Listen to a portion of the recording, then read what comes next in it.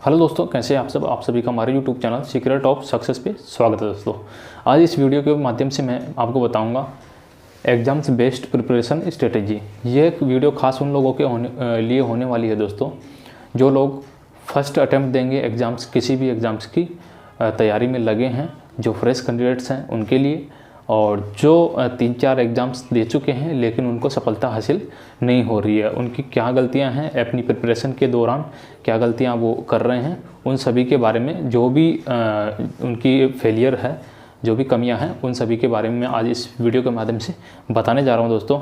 तो वीडियो को अंत तक देखना, वीडियो अच्छी लगे तो लाइक करना, अगर चैनल पर नए हैं और चैनल पर फर्स्ट विजिट कर रहे हैं तो चैनल को सब्सक्राइब जरूर करना दोस्तों। तो चलिए बारी बारी से हम एक एक पॉइंट को देख लेते हैं और वीडियो को अंत तक जरूर देखना दोस्तों। तो सबसे पहले हम पॉइंट देखो कौन कौन से पॉइंट होने वाले हैं हमारे लिए। Course, syllabus. फर्स्ट पॉइंट है हमारा कोर्स और सिलेबस का। दूसरा पॉइंट है हमारा रिवीजन का। तीसरा पॉइंट है ऑप्शंस का। और चौथा पॉइंट है एनी रेमी का। ये पांचवा पॉइंट है देखो करंट नॉलेज का। छठवां पॉइंट है रीजनिंग का। और सातवां पॉइंट है मैथ्स का। अब आप सभी सोच रहे होंगे कि ये कौन से पॉइंट हैं, करंट अफेयर्स, रीजनिंग और मैथ्स और रेमी। ये सब पॉइंट दोस्तों आपकी एग्ज़ाम्स में आप इन सभी को ना कहीं पे आप इनमें कमी छोड़ देते हैं। इसी वजह से आप अपने जो स्कोर है, किसी भी एग्ज़ाम्स का स्कोर है, उसमें 40 से 50 के बीच में अपने अंक हासिल कर पाते हैं, जिससे कि आपका सिलेक्शन या आपकी जो एग्ज़ाम्स है वो क्लियर नहीं हो पाती, और उसी वजह से आप उस एग्ज़ाम से बाहर हो जाते हैं। उसके एग्ज़ाम के जो परिणाम आता है उसके परिणाम से आप बाहर हो जाते हैं, आपका नाम उस एग्ज़ाम्स के परिणाम में नहीं मिलता। क्योंकि दोस्तों अधिकतर जो भी एग्ज़ाम्स हैं वो 60 से 80 के बीच में उनकी मेरिट जाती है, और आपको कितने अंक बढ़ाने हैं, आपको बढ़ाने हैं 10 से 15-20 अंक का आपको फासला है। उस 15-20 अंकों का फासले को आपको कैसे कवर करना है, उस सभी चीज़ों को मैं इस वीडियो के माध्यम से आपको बताऊंगा दोस्तों। तो चलिए वीडियो को शुरू करते हैं और फर्स्ट पॉइंट को हम देख लेते हैं।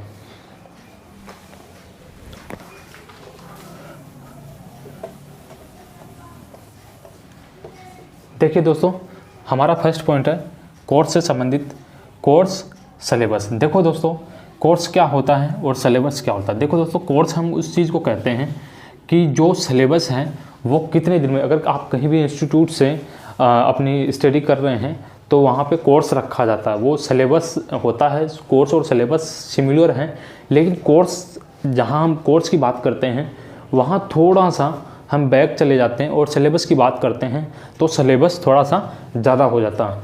देखो, सिलेबस कंप्लीटली वो होता है जिसमें सभी चीज़ें बताई जाती हैं, और कोर्स वो होता है जिस चीज़ उस सिलेबस में से हम छांट के किस चीज़ को ज़्यादा मोस्टली रेफ़र कर रहे हैं दोस्तों।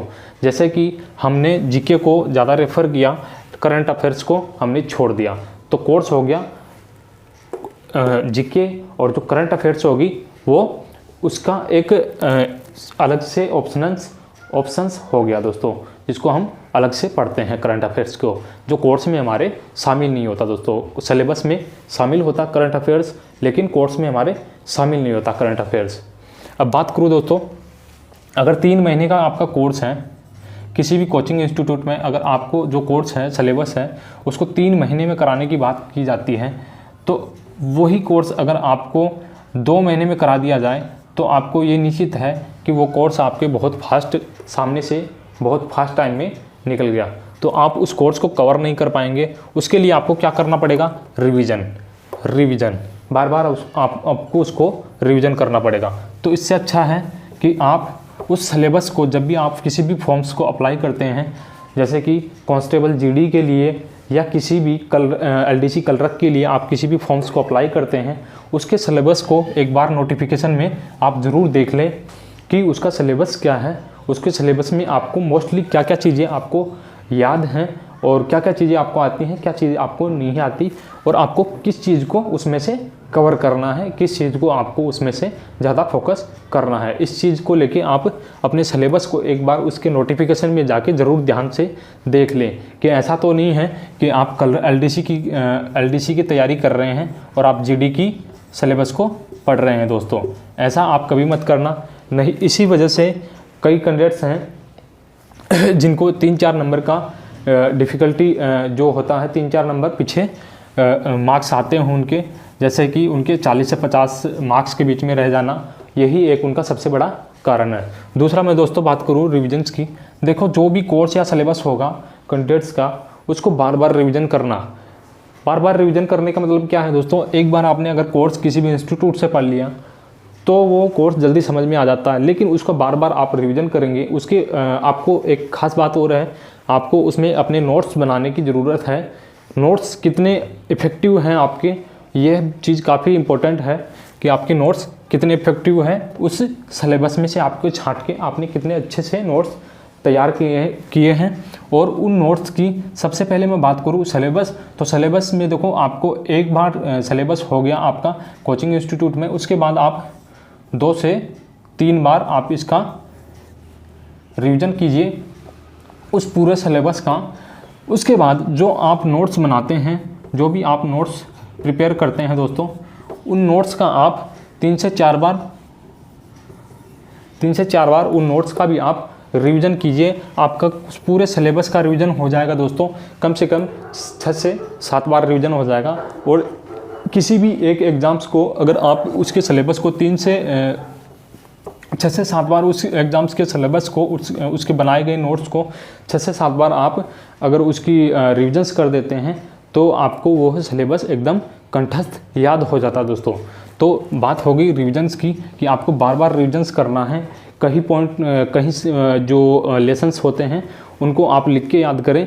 कई लेसन्स ऐसे होते हैं जिनको नॉर्मली वो याद हो जाते हैं। जो लेसन्स आपको याद नहीं होते, जो आपको टॉपिक हैं वो याद नहीं होते, उनको आप रिटर्न में याद करें दोस्तों। उनका शॉर्टकट नोट्स बना के याद करें, उनके शॉर्टकट्स आप अपनाएं दोस्तों। उसके बाद मैं बात करता हूँ ऑप्शंस की। देखो ऑप्शंस की आप बात करेंगे, ये तो सिलेबस में नहीं आता, लेकिन ऑप्शन सिलेबस में नहीं आता, लेकिन ये आपका एक एफर्ट्स है, पेपर को करने का एक एफर्ट्स है। कोई भी देखो, जैसे मैंने आपको बुलाया अन्ना मुड़ई, मैंने आपको बताया कि अन्ना मुड़ई, मैं आपको इस चीज़ की प्रकृति पूछूं कि ये जो अन्ना मुड़ई है ये किस लैंग्वेज की प्रकृति है, तो आप इसको, जिस कैंडिडेट ने इसको पढ़ा है वो कैंडिडेट्स इसके बारे में बता देंगे कि ये साउथ की प्रकृति है। जैसे दक्षिण भारत की शैली और नॉर्थ इंडियन शैली जो है, उन दोनों के अलग अलग प्रारूप मिलते हैं, उसी हिसाब से लैंग्वेज के भी प्रारूप अलग अलग मिलते हैं, रिटन शैली के भी प्रारूप अलग अलग मिलते हैं दोस्तों। जैसे ही इसमें मुड़ई है, ये शब्द अन्ना है, ये शब्द सारे के सारे साउथ में यूज किए जाते हैं। तो आप इसको डायरेक्टली टिक लगाओगे कि जो भी साउथ का क्वेश्चंस आपको जैसे बता दिया गया कि अन्ना मुड़ई की पहाड़ियाँ कहाँ हैं, अन्ना मुड़ई की पहाड़ियाँ कहाँ हैं, आप राजस्थान, यूपी, एमपी और जो पूर्वोत्तर भारत है उसकी उन स्टेट्स को टिक ना लगा के जो साउथ के स्टेट्स हैं उसको आप टिक लगाओगे। तो ये सबसे बड़ा आपके पास ऑप्शंस है कि आप किस तरीके से ऑप्शंस को चूज करते हैं। 4 ऑप्शंस होते हैं, उनमें दो ऑप्शंस ऐसे होते हैं जो सिमिलर होते हैं, लेकिन 2 ऑप्शंस ऐसे होते हैं जो एकदम आपको देखने में ही रॉन्ग दिखाई देंगे कि ये 2 ऑप्शंस तो है ही नहीं। लेकिन ये 2 ऑप्शन जो बचे हैं, इन्हीं में से एक ऑप्शन ऐसा है जो राइट आंसर इस क्वेश्चन का राइट आंसर है। तो उसमें से भी एक जो राइट आंसर होता है उसको ढूंढना आपके लिए बहुत ही इम्पोर्टेंट और चैलेंज होता है। तो उसको आप सबसे पहले तो जो आपको क्वेश्चंस देता है, जो ऑप्शंस आते हैं, उसकी प्रकृति देखें कि उस ऑप्शंस की प्रकृति जो क्वेश्चंस है उसकी प्रकृति से कितनी मैच खाती है। अगर आपको याद नहीं है तो ये सब चीज़ें आपको देखना है और उस क्वेश्चंस को राइट आंसर देना है उसको। दूसरी बात करूँ, अगर उसी चीज़ में अगर आपको मैथ में जाते हैं, अगर मैथ में जाते हैं तो मैथ में भी आपको अगर मैथ में जाएंगे तो 3 ऑप्शंस ऐसे होंगे जो रॉन्ग और एक ऑप्शन सही होगा। लेकिन जिस कैंडिडेट्स को मैथ नहीं आती है, मैथ के सूत्र उसको याद नहीं है, जैसे मैथ के रूल्स उसको याद नहीं है, ट्रिक याद नहीं है, तो वो ऑप्शंस के माध्यम से उस क्वेश्चंस को चेक कर सकता है। आगे मैं बात करूँ दोस्तों, टू टू रेमी का मतलब होता है तुक्के लगाना। टू रेमी का मतलब क्या होता है दोस्तों? तुक्के लगाना। और तुक्के लगाना, तो आप तुक्का कहाँ लगा सकते हैं दोस्तों?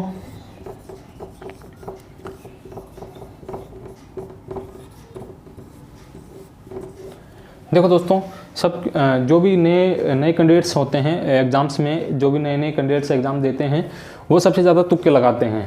और तुक्के, उनको ये भी नॉलेज नहीं होता कि हमें जब क्वेश्चंस नहीं आ रहा था हम तुक्के ना लगाएं, और उनको ये भी नहीं पता होता कि तुक्के ना लगाएं और लगाएं तो उसमें डिफरेंस क्या होगा, तुक्के हम कहाँ लगाने हैं, कहाँ तुक्के नहीं लगाने हैं। तो उनसे संबंधित मैं ये बातें बता रहा हूँ आपको। देखो, जहाँ पे भी आपकी 1/4 नेगेटिव मार्किंग हो, वहाँ आपको तुक्के लगाने में फ़ायदा मिलता है। अगर 1/2 में आप तुक्के लगाते हैं तो आप बेवकूफ़ हैं दोस्तों। 1/2 में आप तुक्के ना लगाएं, 1/4 जो नेगेटिव मार्किंग होती है उसमें आप तुक्के लगा सकते हैं दोस्तों। सबसे बड़ी बात और है दोस्तों, अगर आपको कहीं ना कहीं उस क्वेश्चंस को आपने कहीं देखा है, पढ़ा है, और उसका जैसे ही उस क्वेश्चन को आपने पढ़ा और उस क्वेश्चंस का जो आंसर, राइट आंसर है, वो बिना ऑप्शन देखे ही आपको याद आ गया और वही ऑप्शंस में आपको मिल गया, तो डायरेक्टली उस पर टिक लगा दें।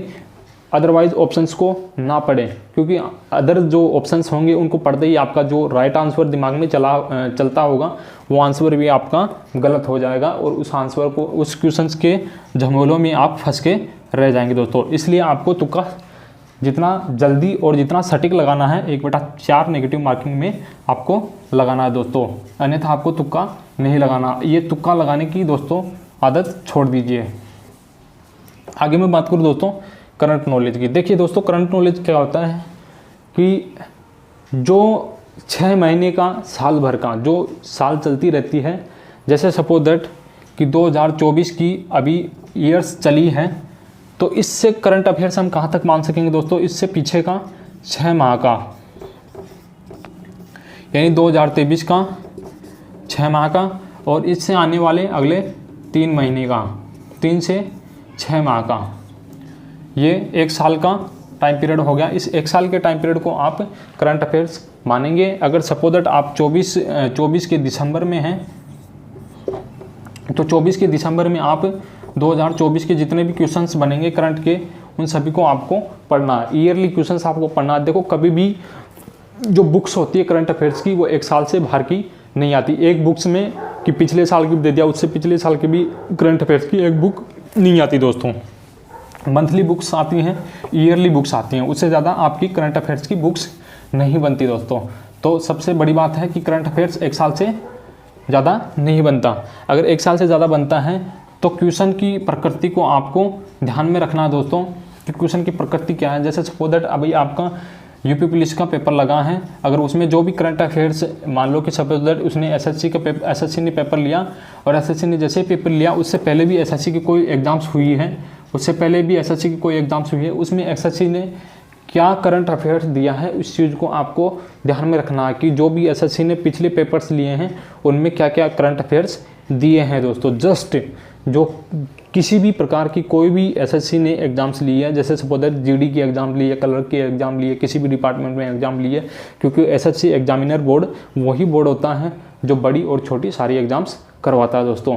तो उसके जो भी एग्जामिनर्स होते हैं उनके दिमाग में GD level, clerk level, CGL level, CPO level, सारे क्वेश्चंस उनके दिमाग में होते हैं।